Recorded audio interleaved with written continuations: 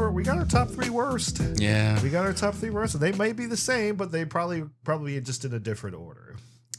Because mine literally changed while we were doing this show. Mine literally changed because I was going to. And I'm going to give a quick shout out to my guilty pleasure movie of the year, which is if you've seen it, it's on Netflix. It very much belongs on Netflix, although I could definitely see this being on the big screen. It's called Six Underground.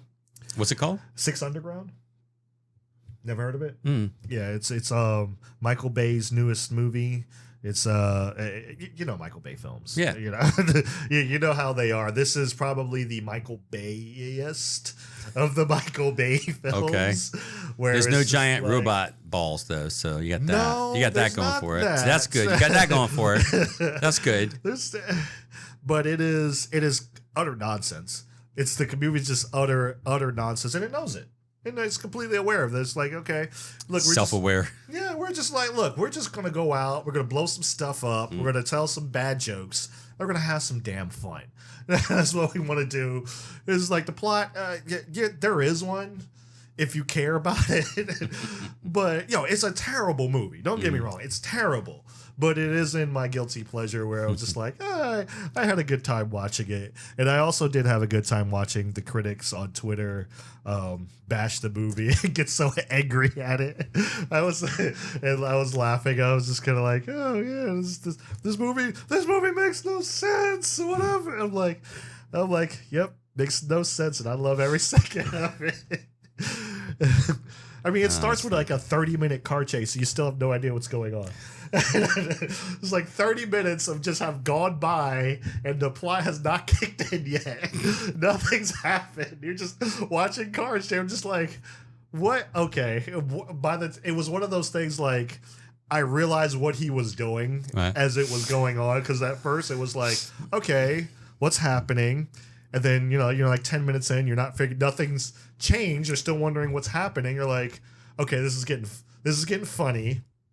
And then it's like, all right, I'm getting mad. It's like 15 minutes in, nothing's happening. And then I realized, like, oh, this is a troll. This is a troll moment. I'm like, oh, he's doing this on purpose. And I'm like, so 30 minutes go by. Like I said, 30-minute car chase scene. And then it's about 40. Excuse me. Let me rephrase that. It's 45 minutes before you get the story and understand what the plot's going. Yeah. Wow. It's a while before it kicks in. And this is a movie? Yeah. Oh wow. How long is this movie then? It's like 2 hours and 45 minutes so they can squeeze the 2 hours. So they choose the 2 hours with the actual story in there? I think it's like 2 hours and like maybe 10 minutes or something like that. It's pretty long. It's pretty long. Wow. But it's like it's one of those, like, it's just, for me, it's one of the, it's done that so bad it's good. And it's very self-aware. They know exactly what they're doing. They got Ryan Reynolds in there and doing his shtick or whatever. It's like if you're thinking about like character development or progression, there is a little bit of that. I will give it that. There is a little bit of progression with Ryan Reynolds' character or whatever, but it is very much just it is a movie that you sit around with your friends and you make fun of and you laugh at. And they 100% know it. They 100% know it. They play it up. Right. So that's my guilty pleasure movie of the year. So, so let's go into our top 3. Yeah, our bad movies of the year. Top 3. What's your third one? We got a few to pick from here. They might be the same, may not be. We'll see. What did I send to you? It was not. That's my number. That's not my number 3. Okay. That's technically it is, but it isn't. There were so many that was just really bad. There was that one. So this one here. Men in Black and Terminator. Yeah, Men in Black would be the third one. Okay. I guess just because it was. I don't know. A lot of it just didn't make sense. It was obvious. I mean, a lot of it didn't make sense what they were doing. It was obvious. The joke was obvious. You knew it right away at the very beginning. And like, okay, I know that's the bad guy. I don't know what's going on with it exactly, but I know he's kind of the bad guy, and this is the issue. And they kind of knew they were making fun of themselves in a way. They knew their tongue was sort of firmly in cheek, but they also didn't. Like it surprised them. So, oh, my tongue's in cheek. What happened? I don't know. What did I meant to do that? Maybe I did. Maybe I didn't. I don't know. So in that case, you're kind of like, yeah, whatever. And then there's a whole issue of, we're gonna make fun of the SJW thing ourselves. Men in Black. Why is it Men in Black? Oh, it's a thing. I've talked about that. Blah blah blah. And so I'm like, okay, so that would be my third. What about you? Is that not on your top this three for is you? actually not in my list. Okay. This is not in my list. So I think my third is your second one, which is Terminator. Which is Terminator: Dark Fate. Right. And again, that's just because we hated what they did with the franchise. Not the. I mean, the movie itself was not good. Right. But I mean, they really take a crap on the first two movies. They do. It's kind of like with the Star Wars thing. Yeah. They So yeah, that's what they kind of did. They tried to emasculate the actual Terminator Arnold Schwarzenegger character. Some stuff didn't make sense. Well, a lot of it didn't make sense. So because you're like, so how are you going to defeat this basically unstoppable Terminator that can split into two Terminators that can do everything and not actually take any damage from any weapon? Because at the very beginning, Sarah Connor shot it and blew it up with the most powerful weapons she probably could get her hands on, and then it just didn't do anything. It didn't do any damage at all, even to the exoskeleton version that you would think, okay, it's still got the same servos and gizmos and springs and hydraulics and all this stuff because it's still a metal robot. Right. Didn't matter. It was completely impervious to everything that happened. I mean, I could see the nanobots being a little better because they could kind of, use around. Yeah, the liquid version of them. Well, they could use. Just like remember. T-1000. Yeah, well, remember a nanobot could sort of typically use the surrounding, like it could munch up a bunch of ground chemicals and kind of sort out and leach out important stuff it needed to revamp itself. I could see that. Yeah. And the only way you could really destroy that is like just hitting it massively over and over again, and keep whittling it down until it's basically ineffectual, or freezing it like in the Terminator 2 with liquid nitrogen or something. That I could see that, but I don't know, that just doesn't make any sense. And then the whole issue of like, oh, Carl, aka Terminator, is sending her stuff about where the Terminators are going to be. However, she showed up on a highway where the Terminator actually wasn't. Right. Because she should have been there where the Terminator actually was before it showed up, but she wasn't for some reason. And then, I don't know, did she end up finding him again, even though completely went different? Somehow he can sense like when people are coming back in time and stuff like that. Right, even though it wasn't Skynet, even though it was, they weren't Terminators, even though they were. Yeah. I mean, it's like, how do you, what? That doesn't even make sense. It's like, well, it's not Skynet, it's something else called Legion, but it's still Skynet. But it's still, and they just... He's still a Terminator. She knows what they are, and he's still one of them. So how is it something different? Because that didn't happen, but then another storyline did happen, and I don't know. This movie... They negated everything from the previous movies to say, well, now that's not important anymore, but this young girl is more important now. Yes. Because, yes. This movie, and a few of my friends have laughed. Heather thought it was very amusing. And I said, this movie ticked me off to the point where, like, it got me mad because I actually started using the R word when I was describing certain points of this movie. And I'm talking about retarded. I was using the R word because I don't like to use that because people don't like that, and I don't like to. But it was just like, look at what they did with the Terminator. So the Terminator kills John Connor. Now, keep in mind, the Terminator shows up in 1998 after Skynet is already done. Right. Like Judgment Day didn't happen because Judgment Day happened in 1997. The Terminator shows up in 1998. Why would you send a Terminator to 1998 after the Judgment Day is already supposed to be over? Who the frick knows? So they'd send it back. It shoots John Connor. it feels bad about it. So it decides to help Sarah Connor give a Terminator. Felt bad about terminating someone. It felt bad about it. So it decided to help Sarah Connor and settle down, get married, and start a Drake business. And start a business. And Drake. It's like, I feel so bad. I got to start a business. And grow old. And I have to make people's homes more homey. Because I feel really bad. Nobody looked at that in the script and said, it's like, what? This is retarded. No one looked at that and said, it was like, this is kind of stupid. Even no one did that. How? How did that get through? And he named himself Carl. I'm like, how? Carl. How did no one look at that and be like, this is no, we can't do this. We can't do this. Even like, I love what the screenwriter guy, Ryan. Yeah. I was pitch crying meeting. laughing when he did the pitch meeting on it, because he's like, oh, he did this and he started a Dreams company and grew old, and the producer's like, what the hell are you talking about? What are you talking about? Well, when we watched the movie and when he said something like, and he's like, and I feel bad that I killed your son, John Connor. You don't get to say his name. I laughed. You were there. I busted out laughing. It was so over the top melodrama. Yes. You don't get to say his name. I almost fell out of my chair. Luckily I was reclined. I would have fallen out of the chair. I was laughing. I laughed out loud. A belly laugh. It was so so ridiculous. Golly, there was quite a few. That was one of the real over the top ones. There was a lot of over the top lines. It just like, where it's just like, you're just like, I'm not trying to talk smack about the director, but at the same time, I have to look at this and be like, did you not tell them to do it again? Did you not have time to tell them to do it again? Because that may be a thing. That was the best one they had. So I mean, I get it. Like I said, I'm not an award-winning actor. Nope. I never will claim to be. But like, do it again.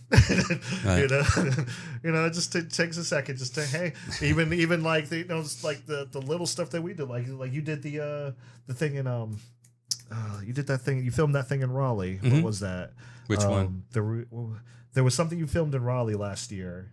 And you were, I forgot, I don't remember what it was. Oh, it was the history, about the women's suffrage, and then I was playing kind of like the North Carolina governor character. Mm-hmm. So if you're ever in Raleigh, go to the History Museum right downtown Raleigh. Mm-hmm. They're creating this year, because it's the 2020, so it's the 100 years of women's suffrage. So they're going to do a history thing about that. But I basically dressed up dressed me up in the 1920s, 1020s garb, mm-hmm. and I kind of did a speech about the law needs to be changed and suffragettes and everything. Mm-hmm. So basically, I was playing the character of sort of the North Carolina governor of a reluctant guy, a man saying, "Well, times are changing, guys. We just got to deal with it." Mm-hmm. And so they were like, "Oh, that was perfect. Okay, do that again." Exactly. And it's like, that's kind of the old joke. It's like, "Oh, that's perfect. Let's do it again." Yes. Yeah. And so that's the thing. And then it's really funny because even they weren't sure. They were like, I kind of like how he's doing the portrayal of the guy, mm-hmm. because the cameraman Jerry and Sally was the one who's running this. She was kind of directing it and putting the thing together. Mm-hmm. And they work at the History Museum, and I've done some history things with them. Mm-hmm. And Jerry was like, I like his take on it. Like, it's sort of a reluctant, like, well, it's look, I read the lay of the land. It's going to happen. We might as well just accept it. We don't want to. But it's here. I guess we just got to deal with it. Mm-hmm. And so, kind of like, okay, guys, we really kind of losing this battle. So I guess we just have, because they were looking at it as in like pro and con, not like, well, I guess it just, I guess we have to deal with it, mm-hmm. And it's funny, they were talking about it, and they were saying like, I can imagine a lot more people felt that way. A lot of guys felt that way because, well, times were changing, and a lot of the states out west had already had women's right to vote, so it wasn't a national thing yet, and that's what they were working on. But it's funny how even women didn't want women to have the right to vote. It's really funny. I was like, wow, that's crazy. Yeah. But there you go. They go like, oh no. So yeah, that was the thing. They're like, oh, that's perfect. That's great. Dude, let's do it again. Here. Yeah, exactly. And I'm like, exactly. Okay. And so, I try to do some, and as an actor, if you're doing something like that, like a commercial, because this was kind of little short bits, little short,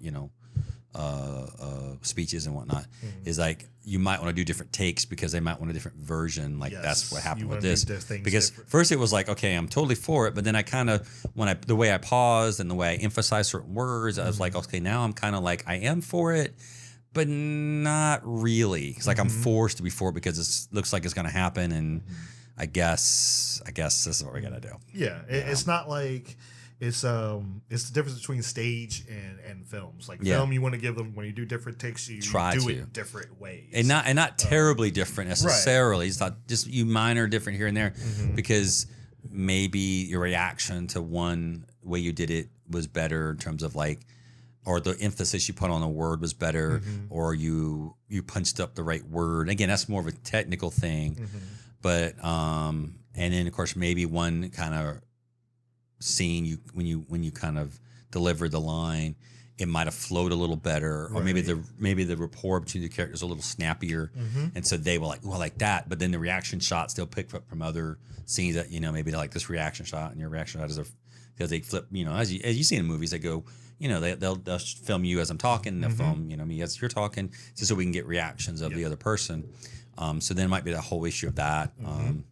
How that works. Yeah, and just like versus there's a lot of technical stuff, but that's what they do. Yeah, and then that's like versus stage, where it's just like you pretty much want to do the same thing, because muscle memory and stuff like that. Right. You're live. You still try to keep, but you still try to keep it fresh. Yeah. So you try to keep it new, so that way when you do the line, or someone gives you the line, you still have to go, oh, exactly. you can't go, oh. Yeah. It's like, but at the same time, you do try to react to the person the way they deliver the line. Yes. Because if they deliver it kind of like there's a thing, and you're like, oh. But if there's a thing, you're like, oh, so you might want to, if he really punches it up, like, I can't believe you did it. How dare you? He's like, I can't believe that. How dare you? So you don't want to go, I can't believe, how dare you? Probably because that wouldn't work unless it's a comedy. Maybe. I don't know. It depends on whatever director wants. Yeah. Whatever director wants. That's true. Okay, so Terminator Dark Fate is whatever it is. So people call it Terminator Dark Turkey. Dark Turkey. So that's takes my number 3. That's your number 2. My number 2. Go ahead. Jeez. Go ahead. Yep. The guy in the background was like, guys, this is gonna be a stinker. What are y'all doing? Just seriously, what are y'all doing? He's cutting his eyes why are we here? Why are we here? Why are we even here? What did we do? Yeah. What did we do to deserve this? That's what I thought when I went to go see this movie. And I saw this movie for free because it was like, the AMC Awards thing or whatever. Right. But if I could do it over, I would ask for it back. I saw the previews, and there's nothing about this that I wanted to see. I saw the previews, and I was just like, no. I wanted to make sure it was like I said, it was free. I wanted to make sure I could see it because I was like, oh, maybe I'll talk about it in one of our future reviews. I did not want to talk about this just because it was just so uninspired, so bad. It's like, yeah, you really you leave the theater and you are that guy in the background, basically. You are that guy. You're just like, man. The CGI is like, okay, I'll give it this. I don't think his makeup is better than the was it Ron Perlman. Ron Perlman. Right. I don't think his makeup is better than that, but it is good. I will give it that. Oh yeah, well his that's the thing. The technical. We don't. I can't say that for this movie. I can't. Really? Yes. Oh wow. CGI is terrible. Wow. Terrible. Well, we saw that in the previews, though. Yeah, it is. We saw that in the previews. It is. The previews do not do justice for how bad the CGI is in this movie. Wow. And yeah, and I tried to sit through it one more time, and I couldn't. I could not do it. It was on Amazon Prime or whatever, and I was just like, man, whatever. I turned it off, and that was one of the. I tried, and I just couldn't do it. Like this movie is just. It's. I don't know.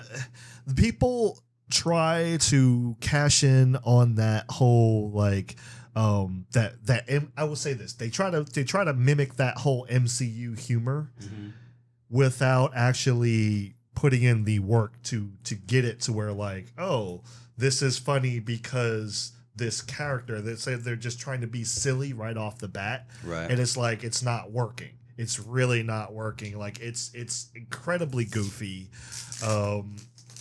Like I'm sorry, but I can't. Like when somebody said this was Heck Boy, I fully go the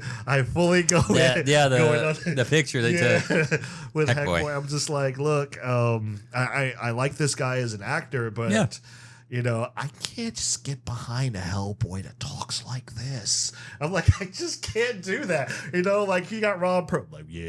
Well, Ron Perlman walks in with some already interesting look about him. You don't have to do much to him because he's played some very weird, interesting characters and again, not much makeup. Yeah.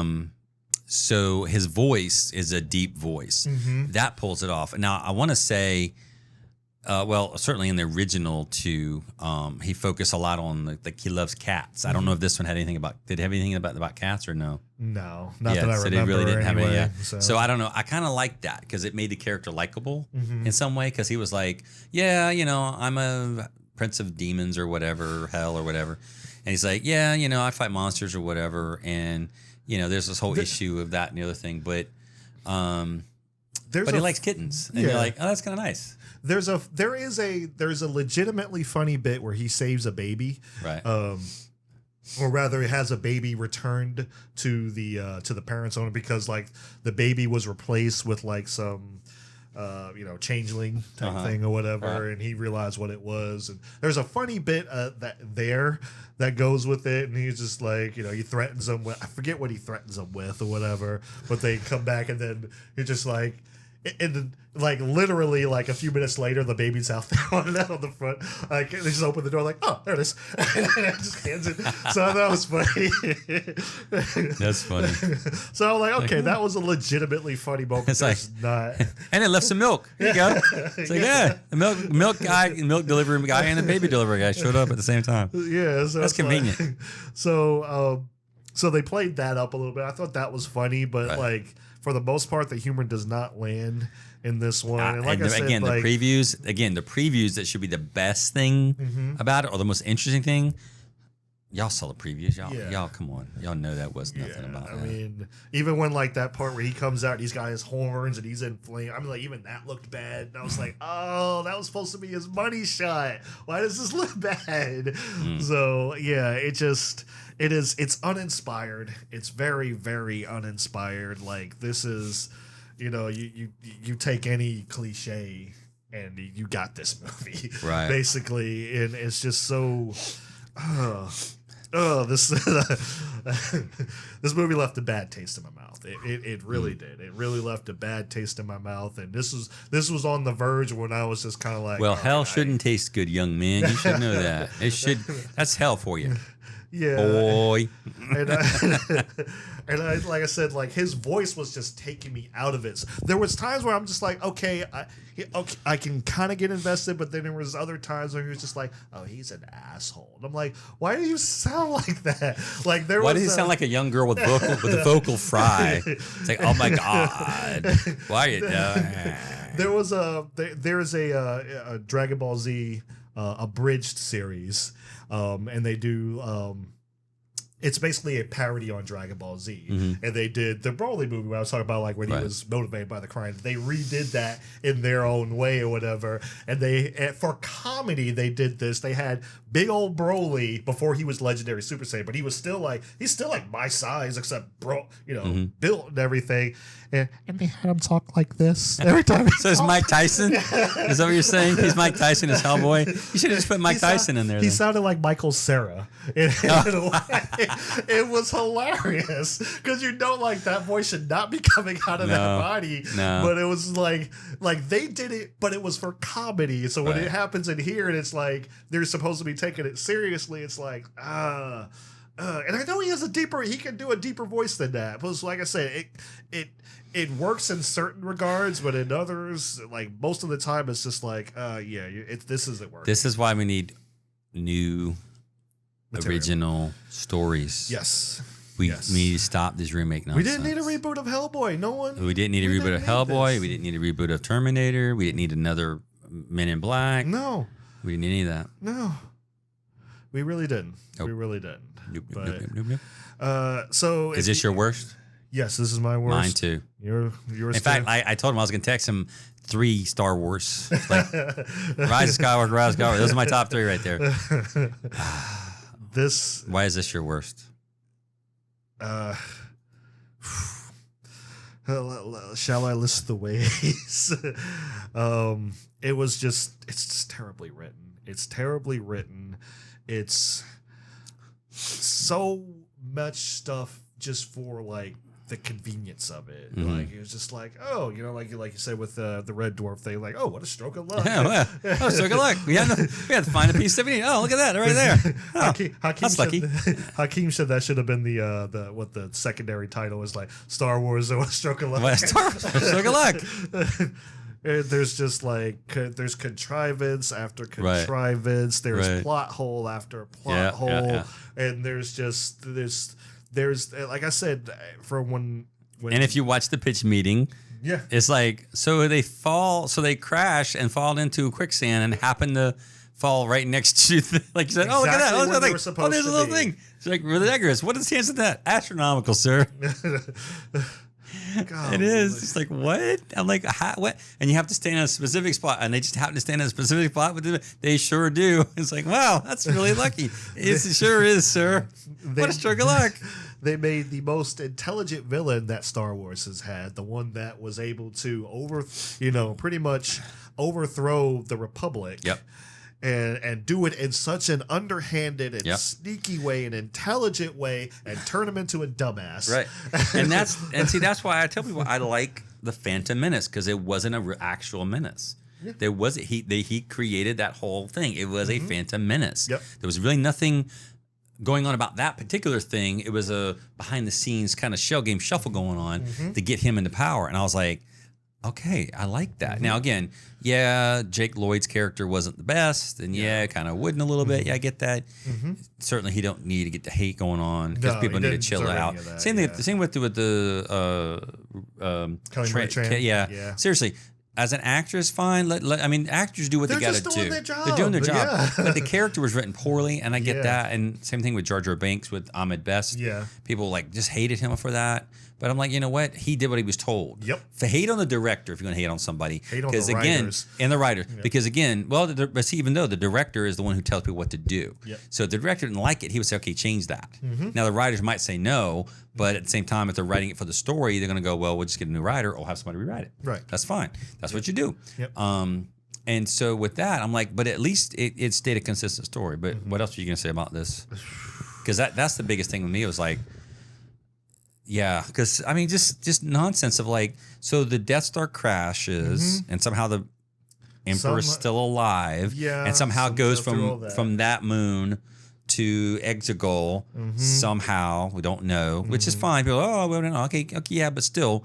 So he doesn't die being thrown down the shaft. Yeah. The whole thing blows up. He doesn't die. The thing crashed into the planet. He's still not dead.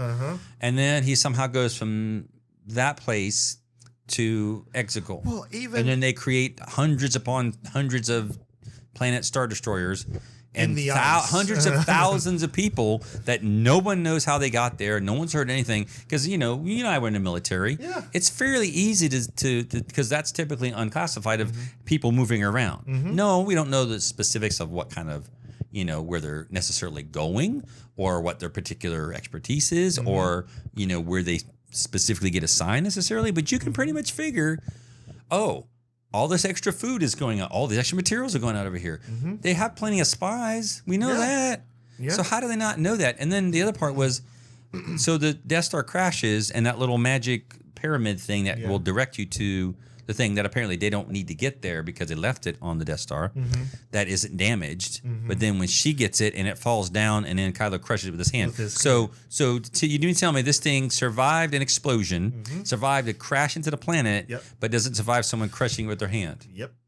That's where we're going. That's where we're going with this. Exactly. That's what we're doing. Someone used a map to how to get to that little MacGuffin thing. Right. Someone used a map and carved it into a dagger. Yep. and they use that as their weapon Yeah. of choice. Why would anyone allow that? You know, like, you got to think of, like, how. And the other part was, remember, they didn't need C3PO to read the dagger, because that little freaking droid that BB-8 told him exactly what to do and where it was. So they didn't need C3PO to do that. That whole thing about C3PO losing his memory, which he really didn't, because R2 had a backup. Right. So none of that happened. Kind of like the pitch meeting. Well, they wanted to create whatchamacallit, like emotional cliffhangers without actually having to do that. Yep. It's like, Chewbacca's dead. No, he's not. Yep. It's like, but you were just you saw. Yep. He's right there. You're literally right there. You could see him right. And again, why didn't they come get them? They were right there, 30 yards away. I don't know. Chewbacca didn't put up a fight or anything. Yeah, like he's like, that. oh, okay, He's like, all right. sure. It's like, oh, I'm kidnapped. Okay. Yeah, okay, I guess so. Yeah, it's like, really? That's what we're going with that? And they're right there. They're right there. Yeah. Oh no, I can't go over there and get them because that's too far to walk or something. Yeah, and I don't know. And Rey keeps walking off for some reason. Yeah, she keeps leaving which I don't blame her. I mean, like, I'd want to leave the movie too, but she before I go, I'm in the frame. She keeps walking off or whatever, and like they're just like, it's like no one. But here's the other thing: in this movie there is no peril. No, there isn't. No, because again. It doesn't matter, because the horses,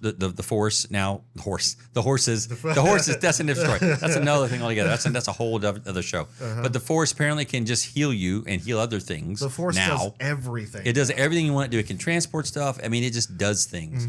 And you're like, but again, like somebody's saying, well, if the Force can just move stuff around, why do we have spaceships?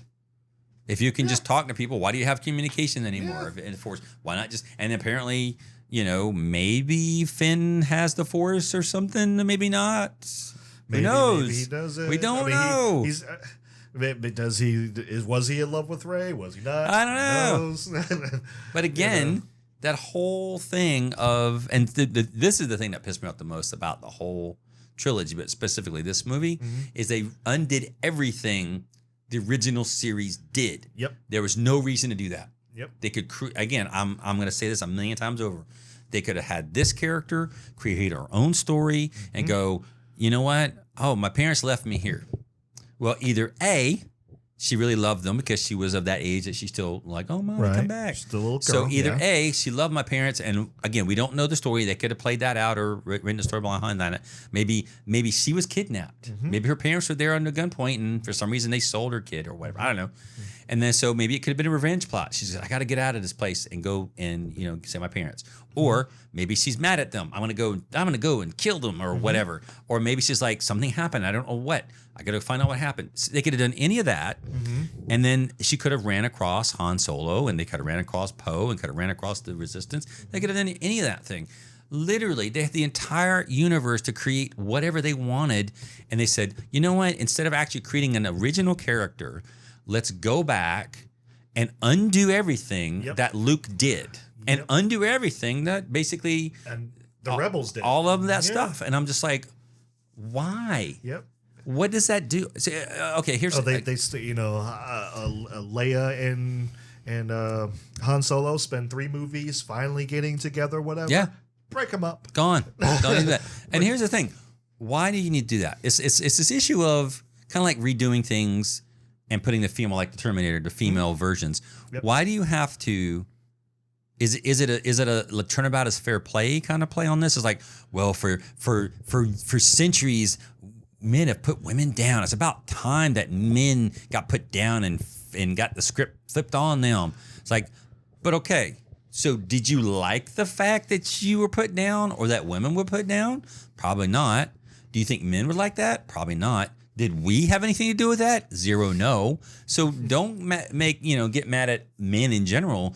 Get mad at the studios who push that kind of thing. Now, remember again, different time. You can't, like Blazing Saddles, which we think is hilarious and funny.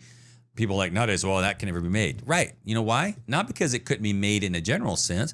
It's because people don't understand comedy. It's like Bill Maher says, explaining jokes to idiots. Yeah. Because people want to put themselves in that position instead of looking at it, because we do comedy, looking at it as a over exaggerated caricature of a stereotype. Not like you're making fun of me and how dare you. No. We're making fun of an overhyped caricature stereotype of that. And people get that because we've done stuff like that. And I've seen people in the audience, women, when we make fun of women in a broad sense, they're cracking up. I've seen gay people, same thing. They realize we're not making fun of them or being gay or the gay folks in general. We're making fun of an over-the-top stereotype because even they will say, oh my God, I know somebody like that. Or, for example, like Tyler Perry with Medea. I have a sister, love her to pieces. My wife was like, as we left my sister's house one night, she went, oh my God, your sister's a Medea. And I started cracking up. And she was like, I was worried you'd be mad at me. And I was laughing. I was crying. I was laughing hard because I was like, oh my God, that is. And I remember because there's a picture of her in her house on her wall with the big hair. Oh, no. She's got the big glasses and she's wearing the very colorful, the flowery kind of thing. And I'm dying. I'm laughing. I'm crying. My jaw's hurting. I'm like, oh my God. And she says, because I got a good sense of humor. And I was like, that is so spot on. And because she's loud and she says like weird, inappropriate things sometimes. And I'm like, oh my God. And it's really funny. If you ever come over and like, if you ever did meet my sister, you would be like, oh my God. In fact, I'm going to record her one time and I'm going to show you. And he's going to die. He's going to crack up. But she'll just say some random stuff and you're just like, what? Now, it's not politically correct sometimes. Oh, of course. But that's Medea. Yeah, that is it. Exactly. That is it. And so with this, and I'm just like, why would they undo all of that stuff? What is it? What purpose does it serve? Again, why do they feel like they have to put like, oh, well, those characters aren't, we're going to make it modern now. And, women are empowered and blah, blah, blah. As they say, relevant. Right. I'm like, but why? I don't understand why it's relevancy over timelessness now, because don't you want your stories to be timeless so that when you go back and watch them, you can still be like, oh man, these are still good and they hold up today, 20, 30, 40, 50 years in the future. Wouldn't you want that?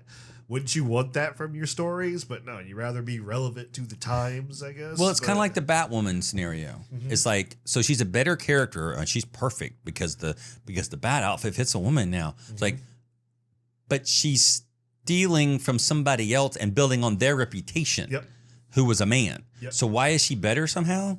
Why can't she create her own thing, same as Rey? Create your own storyline. Have her decide, because again, everything from that first movie, there was nothing keeping her on that planet but her. And then and everybody's like, well, she had to stay on there because you're waiting for her parents to come back. I said, well, if that was so important, why did she leave with the first guy she saw who's leaving? She just said, okay, I'll go with you. I don't know who you are, but I'm going to go. And she just left and didn't come back. Because apparently her parents aren't important anymore. But it was really important a minute ago. And it's like, now it's like, oh, well, now it's not important because I'm following this guy for some reason and I can do all these great things. And I did them anyway. But now I'm just going to go somewhere with this guy who I don't know, who I have no idea what he is here. And he's just there. And he was kind of shady when I first met him, but now he's cool or something. I'm like, none of that makes sense. Have her, if you want a strong, independent female who's interesting, you go, okay, she's adept at doing these things. Cool. Well, that means she's already kind of like, all right, I figured myself out. I'm making a living. It's not great, kind of like Luke, but he's got a family, he's got a farm, he's doing stuff, so he's a little better off in terms of he has like a skyhopper ship, so he's got a planetary vehicle. He can't necessarily go into space, but he can fly around. So we know he's a good pilot. We know he can bullseye womp rats in Beggar's Canyon, which is how you kind of follow up on the trench run because he's still trying to hit that same kind of non-moving target. Remember, the womp rats are moving. That exhaust port is sitting there. Okay, cool. And he got a little bit of training or ish. So he's kind of like, okay, you got to learn about the Force. So he trusts in that. He trusts in that. He goes, okay, yeah, I can. You see that a little bit. You see some actual training. You do see that. So you got all that going on. Why not have her go? I have a bad feeling my parents should have been back by now. I have to go find them. People are like, well, where would she go look? I don't know. They're not there, so anywhere else she would go would be fine. They have the whole galaxy, the whole universe to be going around looking for. But that's the other thing. She could have, had somebody on the planet that said, Ray, your parents wanted me to give you this when you got to a certain age. Do that. Kind of like Ben Kenobi with the lightsaber. You could have done that. Not the exact same way, obviously, because it would have been kind of the same story arc. But this like, okay, I can do these great things. And then he's like, well, I have this thing for you. Or, your parents wanted me to give you this. Sorry, we did this or blah, blah, blah. We were worried about you, blah, blah, blah. But, if we haven't come back, come find us or whatever. Something original. At the risk of comparing Ray to a dude, sorry, but at the risk of doing this, like, because you said you haven't seen Shazam. All right, so the character Billy Batson he was abandoned by his mother at a very young age. And he would go from foster home to foster home to foster home. And the reason he was doing that, he was in and out of foster homes, is because he was always trying to find his mother. Yeah. Whenever he got settled, whenever they settled him in, they thought he was fine. He would look, do some research or whatever. She was probably at this point. Boom, he's gone. He's off doing things. He's like actively trying to find his mother, which is exactly what she could be doing. Because I remember you said like, there was like people asking like, where would she look? I'm like, Billy Batson had no idea where to look in the entirety of the world, but he started, and he was a little boy, and he was a kid, like an Earth kid without any skills other than I have determination. Yes. And that's what you could have played with this. Ray could have built her own ship because obviously she was capable. Yep. She was a capable pilot. We figured that out.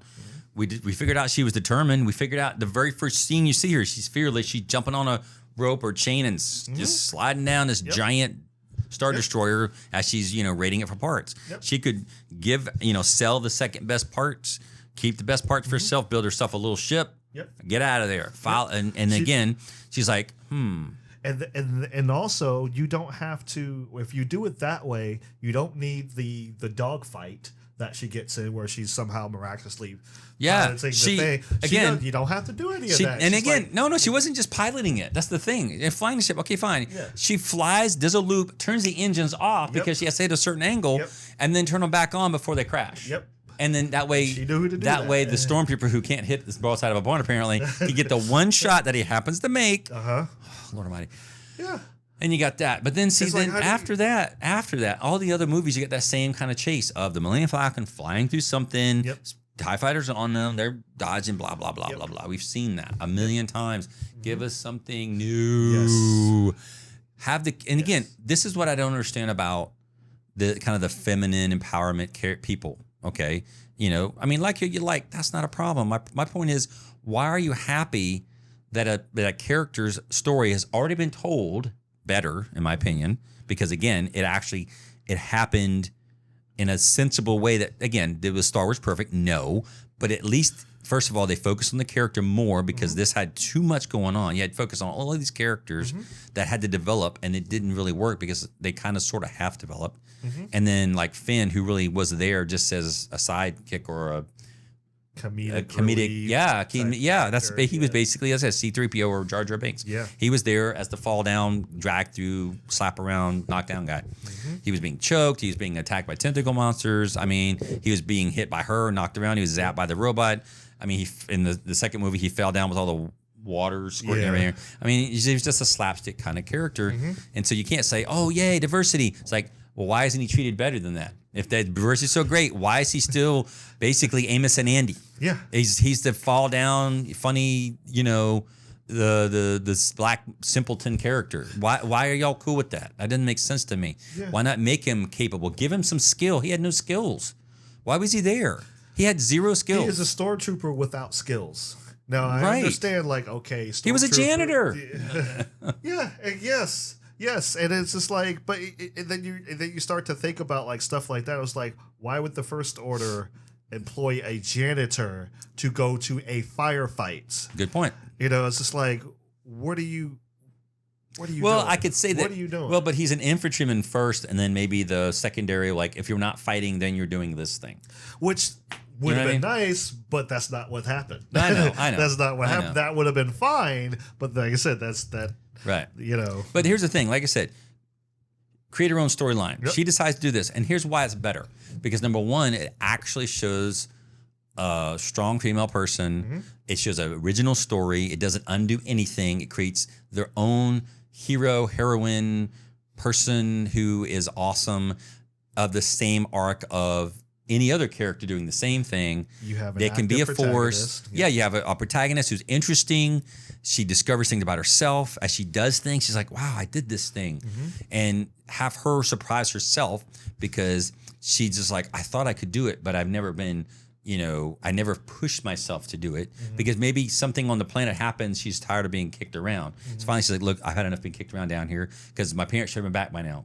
And have her keep, maybe have her going like, oh, they should have been back by now. I don't know. They told me this. They told me that. She's Or been there's- marking the days. Yeah, she marked. Yeah. You see her marking the days. Like I've been here this long. So at what point was she gonna go? Okay, I need to do this. Why not just say, hey, I'm determined. I'm leaving this place. Why? Because there's nothing keeping her there. No. Other than a vague idea of like maybe they're coming back, but we don't know that because they never said, oh, we'll be back someday. Didn't say that. Right. Right? Or she goes, well, I'm staying here because they know I'm here. But again, they haven't been back yet. Aren't you worried about them? If you love your parents and you know they'll come back for you, they haven't come back yet, what are you going to do? People are like, where do I look? Anywhere but where you are because they're not there. Exactly. Exactly. I mean, find Start something. somewhere. Find something. Yes. You find she's fiddling with a bracelet that she had or something and goes, oh, what's this? There was something in it. She didn't notice. She dropped it and something popped out. What? What is that? Oh, it's a microchip. What does it do? Oh, it gives me some information. And then she tracks with that. All right, cool. She runs across Poe, who's escaping the other guys. And he goes, oh, thanks for helping me with the firefight. And, they're on the radio talking back and forth. He's like, you're a great pilot. She goes, thanks. She says, I just realized that, et cetera, et cetera. And she's like, you're pretty fair. She says, you're pretty spiffy too or whatever. He goes, well, I'm with the resistance, blah, blah, blah, this. He goes, oh, I don't know anything about that because I'm on Jakku or blah, blah, blah.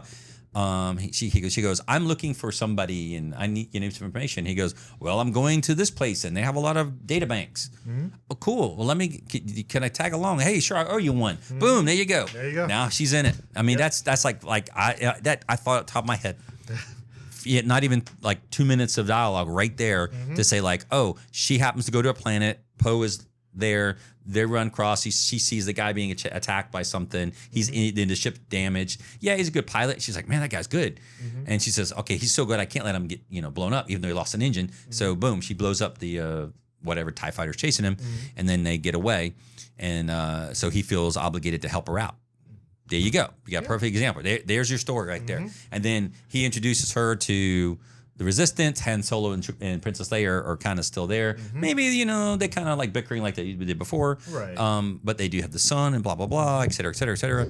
And then, now you have an end because basically when she meets Leia, she's like, this is a girl. Okay, fine. Leia doesn't really see anything about her.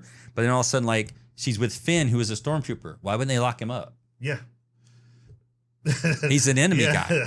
Yeah. How do they know he's Why are they actually not questioning him? right? How do they know he's not any- actually a bad guy who pretended to be a good guy? I can't imagine that's the first time that's happened. I don't know.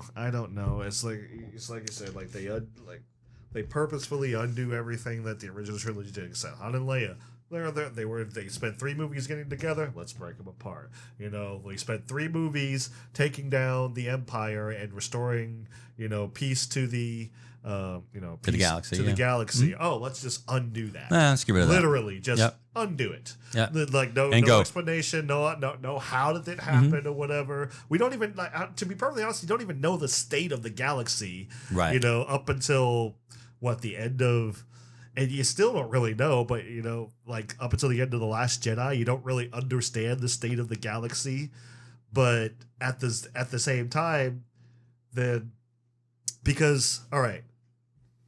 You have the Resistance, you have the First Order, and then you have the what you call it, not the Senate, Republic. Yeah. Okay, so you got the New Republic. All right, what's the Republic doing? Right. Oh no. Why are they allowing the First Order to just go out and do build a stuff planet to blow things up? Yeah, don't know. Kidnap children Yep. and be to be used as stormtroopers and stuff. Is like that is it that same outer rim planets they don't pay attention to? They don't there's kind of like in Star Wars, the Empire wasn't really. I mean, yeah, they were on Tatooine, but they weren't really there. They were just Right. sort of a minor presence. They weren't like they didn't take it over because it was kind of like on the outer rims. Same thing for the prequels. Remember the the Republic didn't extend out to Tatooine where they were still child slavery. She's like, why are there slaves? Well, the Republic doesn't extend out this far. So again, you had that issue of, well, they weren't really out there, so they didn't really care. So is that what they're still doing again? Is because that worked so well for them last time? Right. But the thing was, this is like, and I will fully use other media here, and I'm using Star Wars Resistance.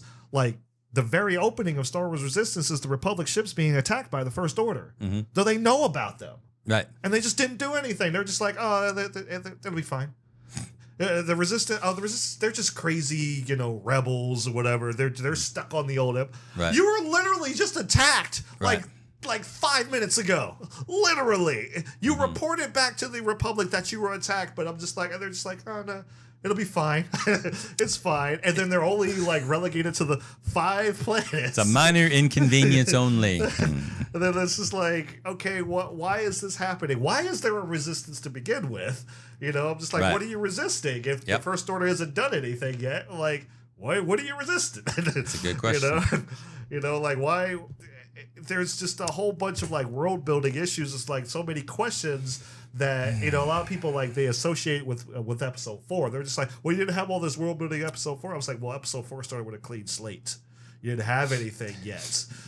So which is what the prequels had to kind of work with, because I was like, okay, we can't mess with anything beyond this point. So we got to be careful, because we have to go from here and get the galaxy to where it is, and at the beginning of episode 4. But the episode 4 started with a clean slate. If episode 7 started with a clean slate, nothing existed before that, wouldn't have that much of an issue. But they fought so hard in episode 6 to get peace and everything, to where it's just like, get to episode 7, it's like, what the frick just happened?